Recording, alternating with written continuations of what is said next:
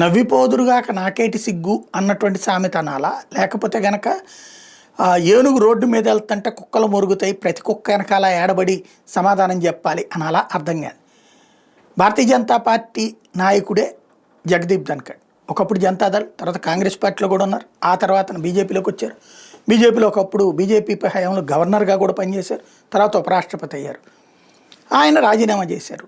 ఎవరి ఇష్టం వచ్చింది వాళ్ళు, మోడీ మీద ద్వేషం ఉన్నోళ్ళు, బీజేపీ మీద ద్వేషం ఉన్నోళ్ళు, ఆర్ఎస్ఎస్ మీద ద్వేషం ఉన్నోళ్ళు టోటల్గా ఇష్టం వచ్చిన కథనాలు రాసేస్తున్నారు. అర్జెంటుగా నిన్న మొన్నటిదాకా జగదీప్ ధన్కడ్ అట్లాంటోడు, దుర్మార్గుడు, రాక్షసుడు అని చెప్పినటువంటి వాళ్ళందరికీ ఇప్పుడు అర్జెంటుగా ఆయన పెద్ద లౌకికవాది, పెద్ద దేశభక్తుడు, అందులో ఆయనలో గొప్పతనం కనిపిస్తుంది. ఎందుకంటే మోడీని వ్యతిరేకిస్తున్నాడు కాబట్టి. మోడీని వ్యతిరేకిస్తే కమ్యూనిస్టులకు పండగ అయిపోతుంది, కాంగ్రెస్కి అద్భుతం అయిపోతుంది.